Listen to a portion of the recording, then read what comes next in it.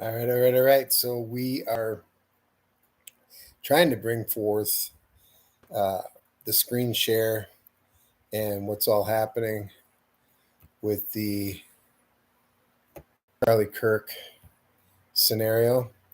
So we're going to just go ahead and let you guys see this. Oh, I guess I had to turn it on here first. Yeah. I don't know how smooth it is. We're just going to play the whole list.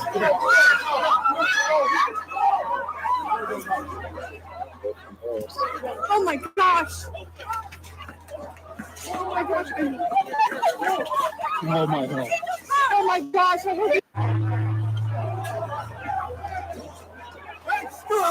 Stop, folks! Stop! Back up! 30 seconds. Did you ever think you would make it? I feel I'm so close, I could taste sweet victory. I know this life meant for me.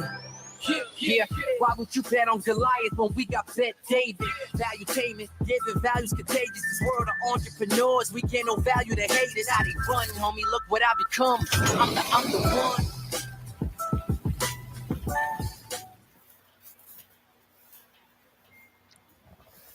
Are we live?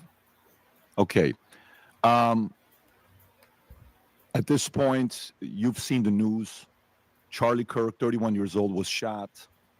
And report was made a few minutes ago that he is dead at the age of 31 years old. When this announcement was made, I'm right now at a conference of ours with thousands of people out there from 60 plus countries. Tony Robbins is on stage for the last 3 hours.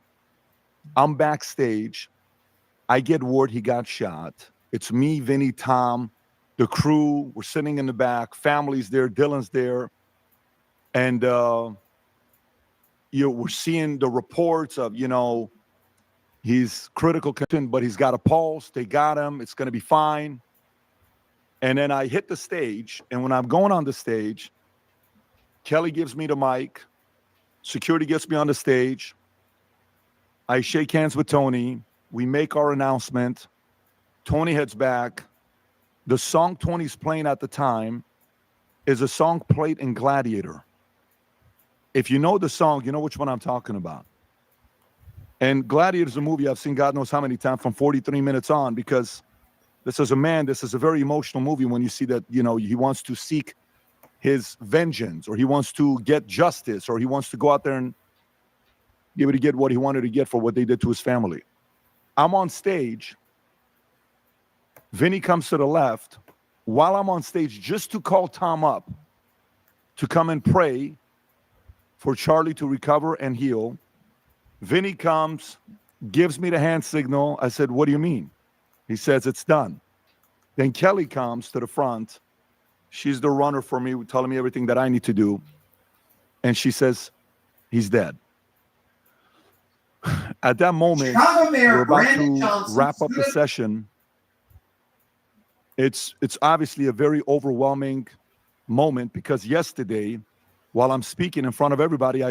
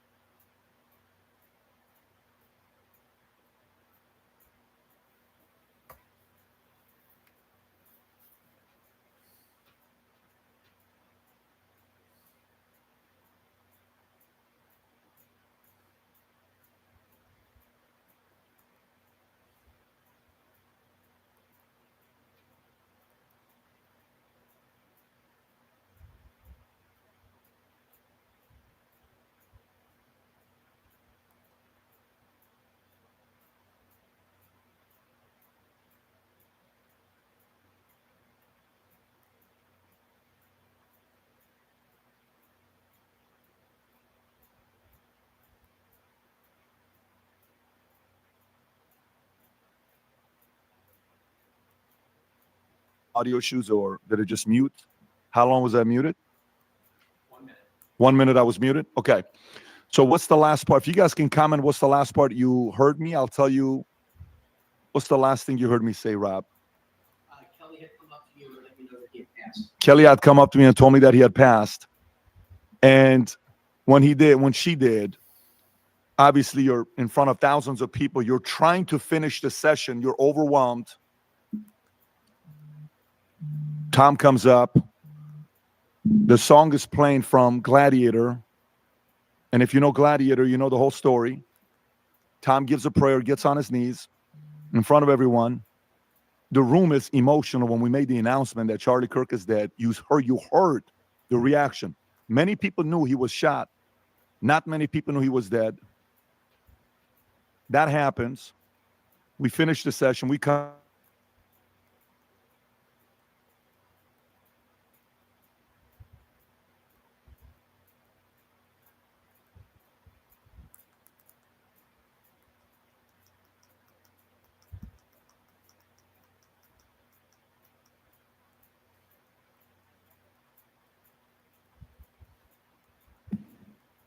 You're back.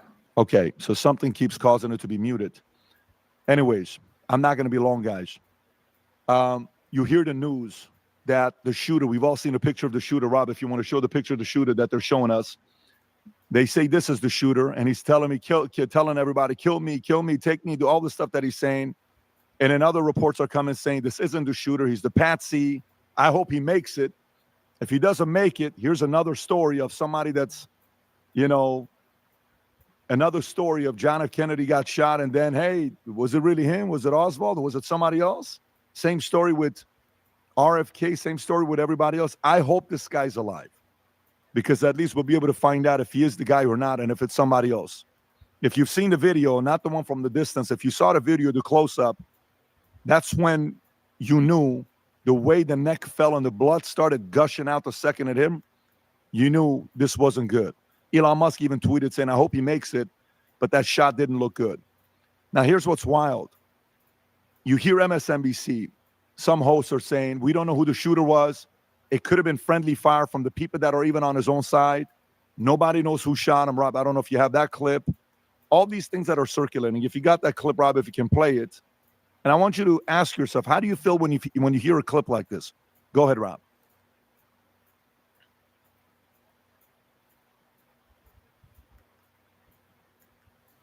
Is it working, Rob, or it's not?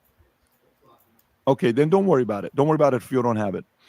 But you hear the reporter from MSNBC saying the fact that it may be friendly fire. What do you mean it may be friendly fire? Who the hell says it may be friendly fire?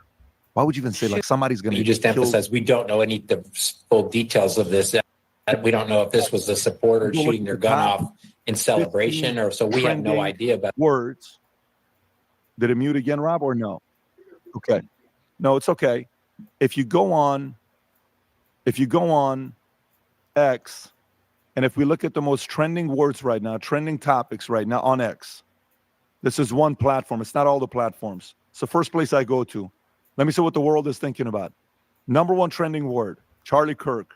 Number two, MSNBC. Number three, May God. Number four, Democrats. 5, Jesus. 6, evil. 7, Minnesota. 8, violence. Liberals, Heavenly Father. And you go all the way down to number 14, it's Civil War. Then you go on some profiles on X, and you'll see certain people celebrating. They're happy. Thank God. All these other messages. Some other people are saying, this is it. We're going to take the streets. It's going to be civil war. They can't do this to us. If you believe in God, you know at the end of the day, he's going to handle these types of situations. The president tweeted twice on Truth Social. First one was about the fact that he was shot and hopes he feels better. And then the second one is the final one that says the great and even legendary Charlie Kirk is dead. No one understood or had the heart of the youth in the U.S. Better than Charlie Kirk. He was loved and admired by all, especially me. And now he is no longer with us. Melania, my sympathies go out to his beautiful wife, Erica, and family. Charlie, we love you. This just came out a few minutes ago. What this made me think about as we're going through this next phase is I'm at this event. Security comes up to me. We got thousands of people. How do you want to handle this? Do you want to go out there? Do you want us to do this? Do you want us to do that? I said, no, we're going out there, no problem. Why? The enemy wants you to be afraid. The enemy wants you to back down. The enemy wants you to be worried, buckled. You know, oh my God, your knees are buckled, nervous. Oh, what's going to take place? No. The enemy also wants to divide. You think most of America hates each other the way some of these trending topics are being made on X? No.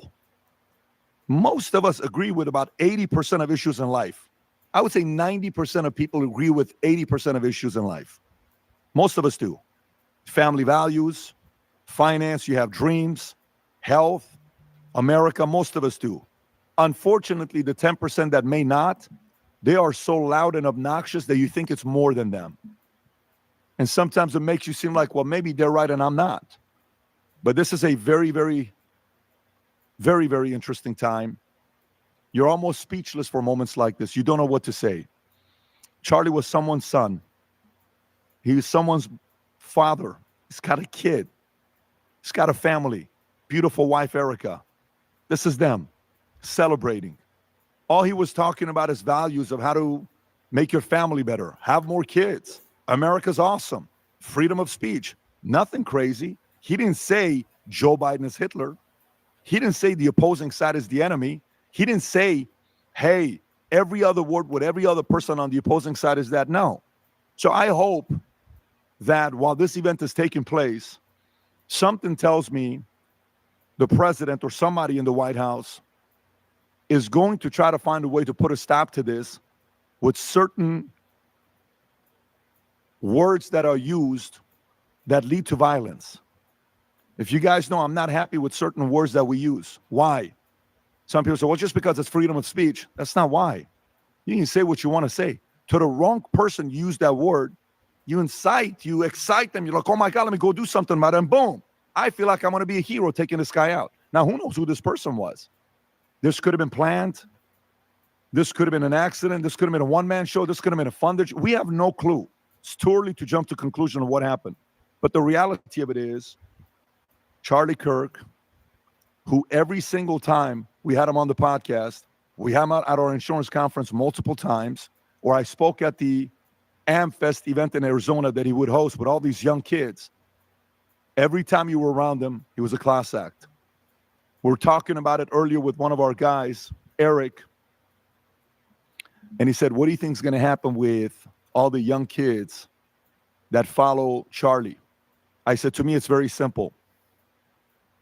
How many people do you know that watch Charlie's content, the debates? I put 5 million people worldwide. How many people you think this was their role model? A 14-year-old kid, a 10-year-old kid, an 18-year-old kid, a 25-year-old kid. How many people looked up to this guy?